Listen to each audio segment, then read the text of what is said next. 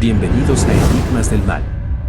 Hoy vamos a contar el caso de Daniel Arizmendi López, uno de los hombres más temidos a nivel nacional en México. Daniel nació el 22 de julio de 1958 en Miacatlán, Morelos, hijo de Catarino Arizmendi y María López. Contaba con 3 hermanos, Juan, Lubaldo, Aurelio y Diego. En el año de 1967 emigraron a la Ciudad de México, estableciéndose en la colonia San Juan Pantitlán, en la delegación Iztapalapa. Su padre era posesivo y celoso, además de ser alcohólico, quien constantemente recurría a los golpes tras su enojo y sus celos, agrediendo a su esposa e hijos. Daniel, el segundo de estos, era fuertemente castigado y maltratado por ambos padres. Su carácter era tranquilo y reservado, le gustaba la escuela, aunque repitió el 5º año de primaria. Dentro de sus características físicas, tenía una en particular, las orejas grandes. El matrimonio de sus padres terminó cuando Daniel tenía alrededor de 8 años. Tras la separación, se quedaron con su madre, pero luego de un tiempo, ella los dejó y regresó con Catarino, el padre de estos, quienes, al encontrarse solos, regresaron a vivir con ellos. Daniel había desarrollado un profundo rencor hacia su madre por abandonarlos. Esta vez se establecieron en esa localidad, donde cursó la secundaria. Sin embargo, al cursar el primer año, no terminó y decidió salirse de la escuela a los 16 años para trabajar en un taller que tenía su padre, donde hacían bufandas, gorras y chambritas para bebé. Trabajaba a mediodía, recibiendo menos de un salario mínimo. Terminando sus labores, acudía a las canchas a jugar fútbol, y así fue hasta la edad de 20 años, cuando conoció a María de Lourdes Arias, quien sería su futura esposa. Se casaron el 27 de agosto de 1977 y tuvieron 2 hijos. Ya en la relación, Daniel era frío con su esposa e hijos, casi nunca les demostraba su afecto.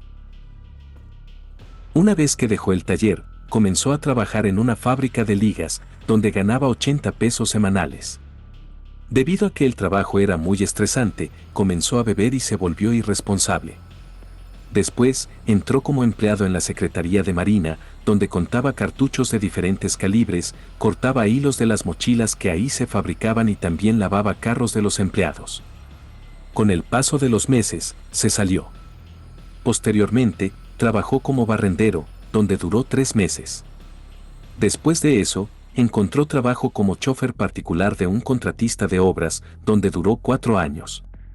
En ese entonces, su esposa entró a trabajar al Seguro Social como enfermera y con los ahorros de ambos, compraron una combi usada que convirtieron en transporte público en la ruta del metro Aeropuerto a Texcoco. Después, planearon venderla para comprar un terreno, que al final no compraron. Poco a poco, Daniel fue desarrollando el mismo comportamiento de su padre, pues se volvió violento recurrentemente con su esposa, ya que él se sentía menos al lado de su mujer. Por lo que Daniel se aparecía sorpresivamente en los hospitales donde trabajaba, con la fantasía de sorprenderla mientras lo engañaba, tornándose violento con su esposa e hijos, quienes a veces se preguntaban si su padre realmente los quería, ya que ni siquiera cruzaba palabra con ellos. Al paso de los meses, le pidió que dejara de trabajar y se lo prohibió.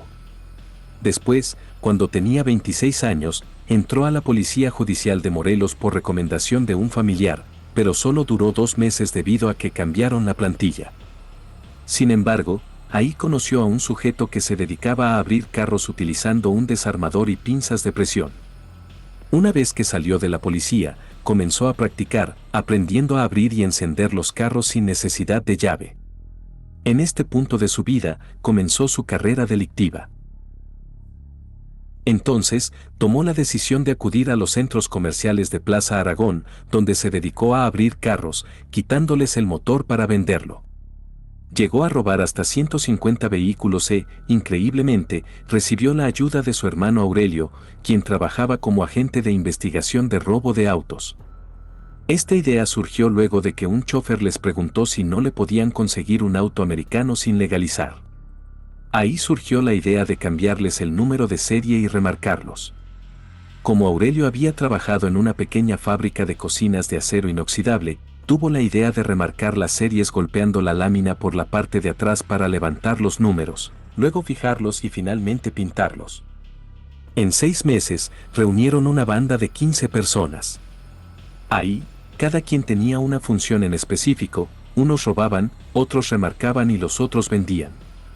Daniel y su hermano Aurelio dirigían la operación, ganando hasta 90,000 pesos al mes. Hasta que, en el año de 1990, fue detenido y lo encerraron en la cárcel de Barrientos, en Tlalnepantla, donde solo estuvo unos meses. Sin embargo, el encierro y la pobreza le afectaron demasiado. Después de salir, se dedicó a robar nuevamente y, como pasatiempo, debido a que adoraba la velocidad, arregló un convertible de color rojo para que fuera más veloz, donde pasaba horas en el proyecto. Una vez que liberaron a su hermano Aurelio, luego de 2 años, gracias a la ayuda de un hombre llamado Joaquín Barra Zúñiga, comenzaron nuevamente con las operaciones. Esta vez, apoyados por la policía, pues conocían gente de diferentes dependencias de gobierno, como la PGR y Cámara de Diputados, a quienes, en ocasiones, les vendían autos. Un día, una sobrina fue a visitarlos y, entre la conversación, les comentó que habían secuestrado a una persona en Cuernavaca, Morelos, y que a la familia le exigieron 1,000,000 de pesos, los cuales juntaron para que dejaran libre a su familiar. En ese instante, Daniel se dio cuenta de que, en teoría, era muy fácil conseguir dinero. Algo había cambiado, y esto lo llevaría a pensar en cómo obtener dinero fácil. Luego de unos días, platicó con las personas que tenía a su cargo. Les mencionó que el robo de autos ya no funcionaba como antes, pues tras varias detenciones, tenían que pagar sobornos y fianzas para que los dejaran salir de la cárcel. Fue así que les planteó la idea de privar de la libertad a personas para obtener dinero fácil. El 11 de junio de 1995, decidió actuar por primera vez, realizando su primer secuestro. Se trataba de Martín Gómez, quien era dueño de una gasolinera. Al salir, le cerraron el paso con su auto, detrás se puso una van de color café, donde fue llevado por la autopista México-Puebla al taller clandestino que utilizaban para la pintura y remarcación de los automóviles robados. Una vez ahí, le vendaron los ojos y lo ataron de pies y manos, introduciéndolo al baño.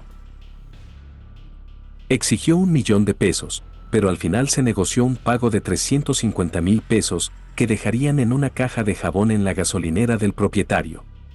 Horas más tarde, fue recogida por ellos, por lo que procedieron a dejarlo en libertad en una banqueta. El 7 de diciembre de 1995, privó de la libertad a Eduardo Pineda, dueño de bodegas en el Estado de México. Lo llevaron a una propiedad en Valle de Chalco, donde lo tuvieron 2 meses, debido a que la familia no quería pagar el dinero. Daniel Arismendi decidió hacer algo que no estaba acostumbrado y que, tiempo después, sería su marca personal. Ordenó a 2 de sus secuaces que lo colocaran boca arriba. Uno se sentó sobre el pecho y el otro sobre las rodillas, le sujetaron la cabeza. Entonces, tomó unas tijeras con un mango de 30 centímetros de largo, que eran para destazar pollo, y le cortó la oreja. Antes de eso, preparó cenizas de un trapo quemado para cauterizar la herida.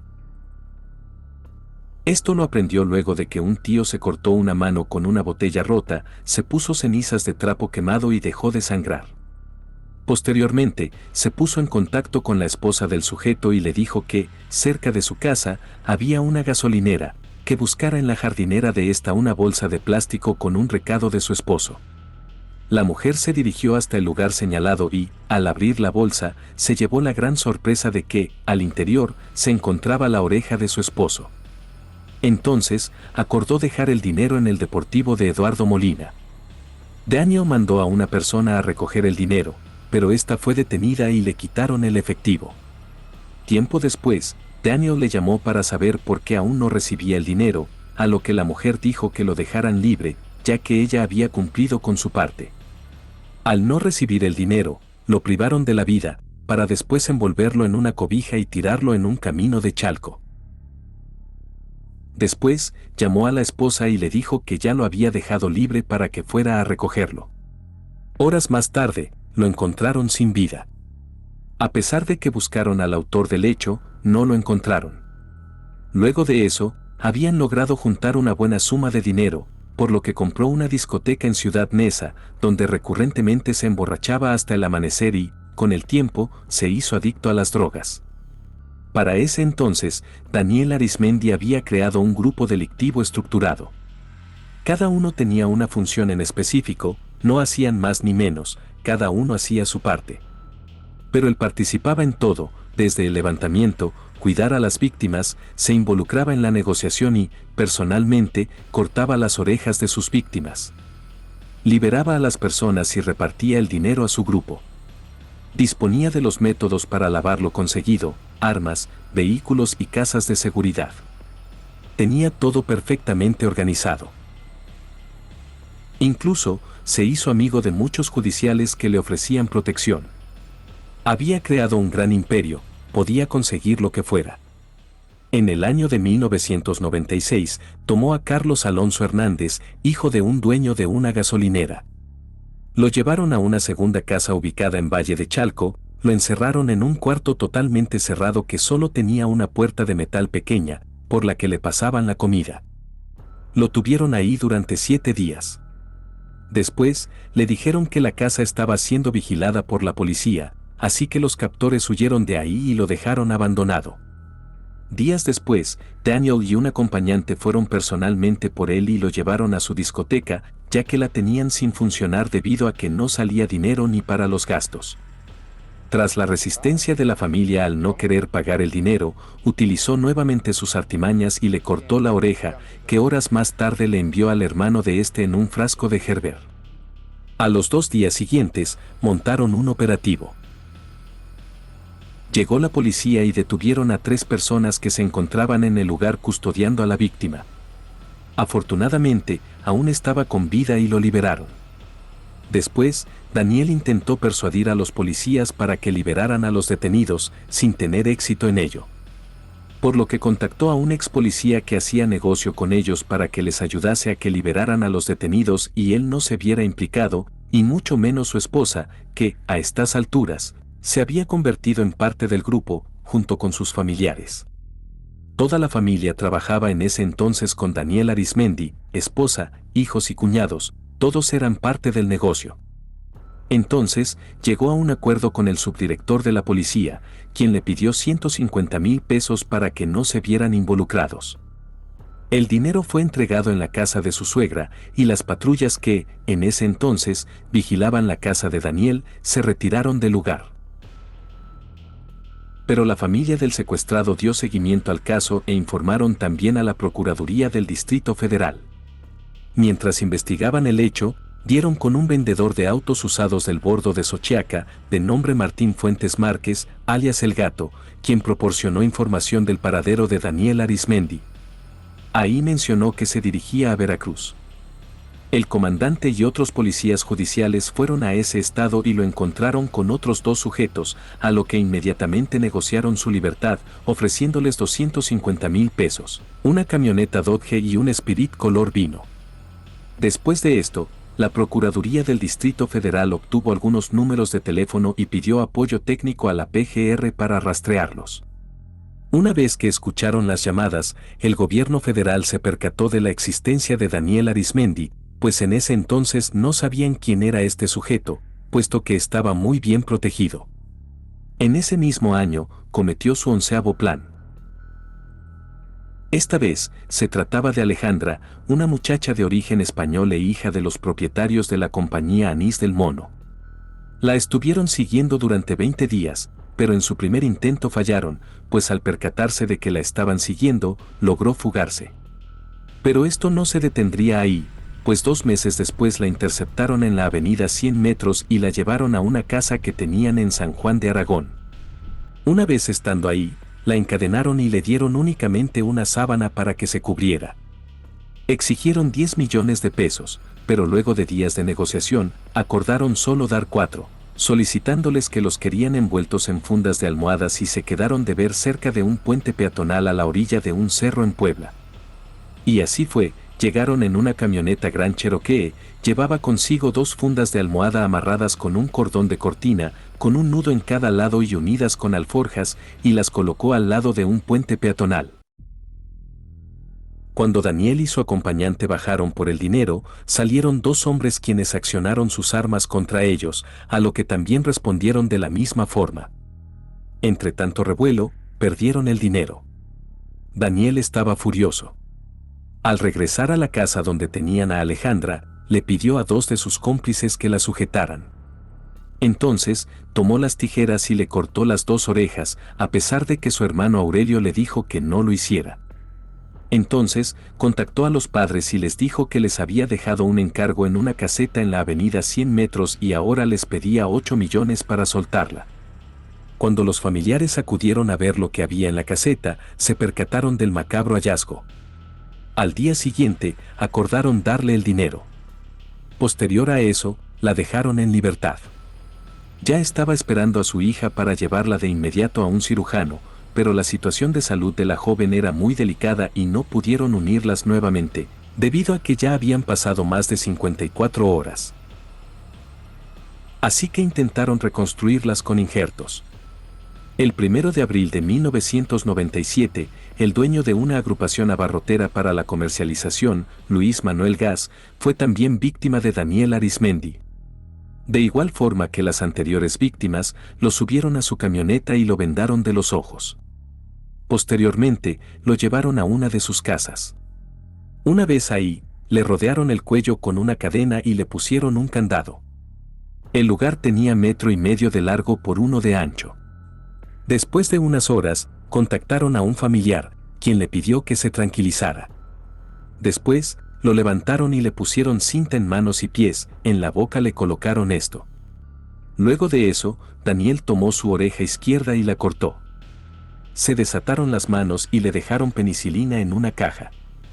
Días después, lo dejaron en libertad luego de pagar su rescate. Un mes después, se llevó a un joven llamado Raúl Nava Ricaño. Su padre era exportador de plátanos y dueño de unas bodegas. Lo llevaron a la casa de San Juan de Aragón, donde lo encadenaron. En esta ocasión, exigía 3 millones de pesos, pero el padre del joven inmediatamente dio aviso a las autoridades, quienes le dijeron que ya conocían al sujeto que les estaba hablando y se trataba de Daniel Arizmendi. Entonces, colocaron aparatos para grabar la conversación. Ahí, le dijo que quería 3 millones y que ya sabía que la policía se encontraba con él. Aún así, acordaron 30 días para juntar el dinero. Entonces, intervinieron personal de la Procuraduría y agentes de investigación, quienes monitoreaban las llamadas hechas en ese mes.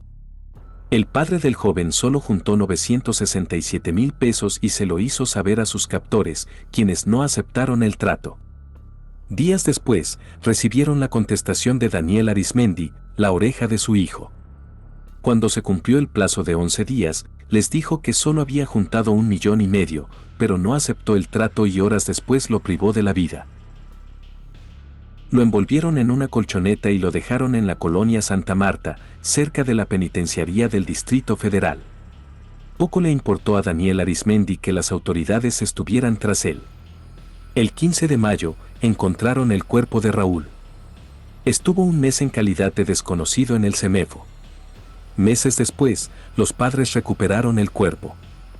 En octubre de ese mismo año, 1997, levantó a Abelino Ruiz Noriega, empresario del negocio de vinaterías y abarrotes La Europea, y exigieron 10 millones de dólares.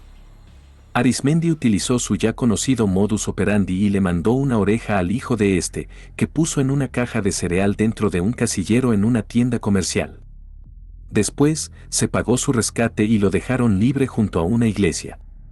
En diciembre de 1997, asesinó a José Trinidad Hernández, Gerardo Rafael Martínez y Bartolomé Franco, el chino, miembros de su grupo, porque supuestamente estaban planeando entregarlo con las autoridades.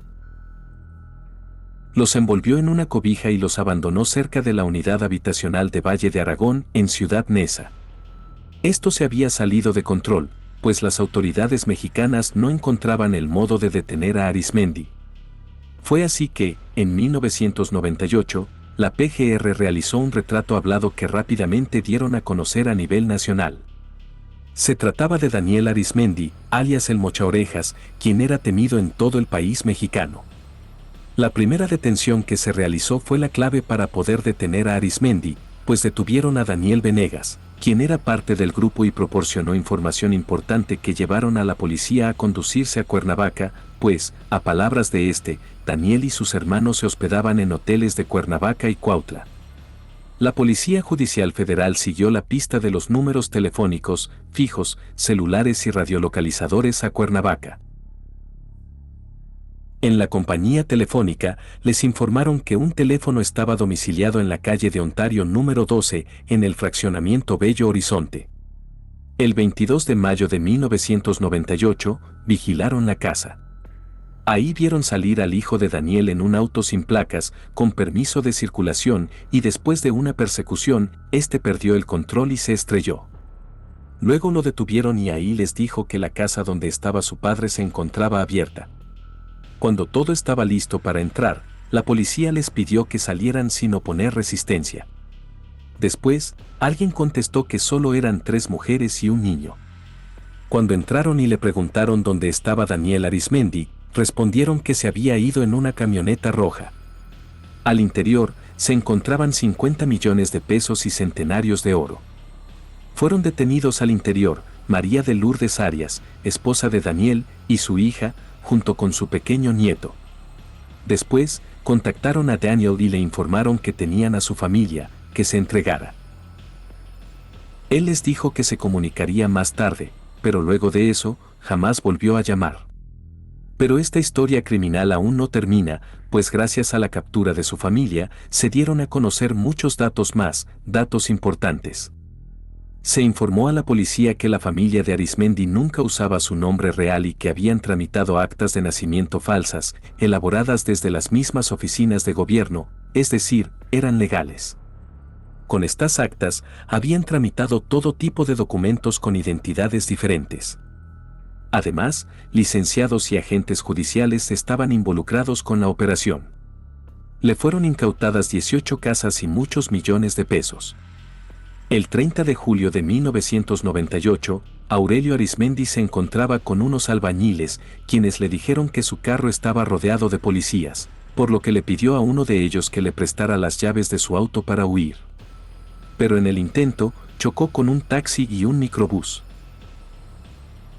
Intentó darse a la fuga, pero los policías lo interceptaron y lo hirieron en las 2 piernas. En agosto de ese mismo año, Daniel Arizmendi se había quedado solo. Quería recuperar el dinero que le habían decomisado y retirarse. Había pensado en hacerse agente inmobiliario fuera del Distrito Federal. Pensó en vivir en Querétaro con una de sus amantes, llamada Dulce Paz, y un hijo que procreó con ella. Pero nada de eso detendría a Daniel Arizmendi, y volvió a actuar. Esta vez, se trataba de Raúl Nieto del Río, un empresario de Querétaro. Entonces, junto a algunas personas de las que aún quedaban libres, rentaron una casa en Querétaro. Les enseñó los recorridos que hacía diariamente Raúl Nieto y les explicó cómo iban a proceder. Hicieron 2 intentos, pero este cambió de ruta y logró escapar. Posterior a eso, días después, lo volvieron a interceptar en una avenida de Querétaro. Una vez allí, se le atravesaron. La persona que venía a bordo quiso echarse de reversa y, al hacerlo, impactó su auto con el de Daniel, que ya lo esperaba atrás con otro auto. Uno de ellos se bajó y accionó su arma, golpeándolo fuertemente en la cabeza. El hombre cayó al suelo y lo subieron rápidamente a la camioneta, llevándolo a la colonia Santa Bárbara. Al bajarlo, se percataron de que estaba muy mal y que ya no tenía pulso, por lo que se le ocurrió cortarle las orejas y deshacerse del cuerpo, enterrándolo en un cuarto donde había un agujero que utilizaban para guardar una hielera en la que escondía su dinero.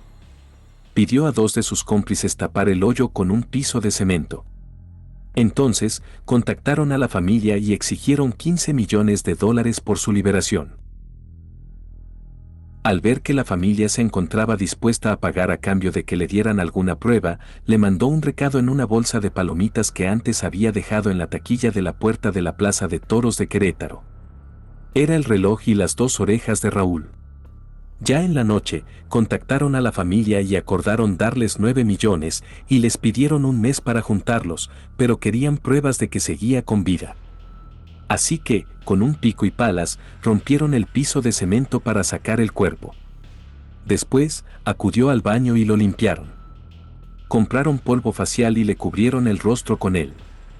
Seguido de eso, le pusieron suero con gasas y cinta adhesiva y le vendaron los ojos.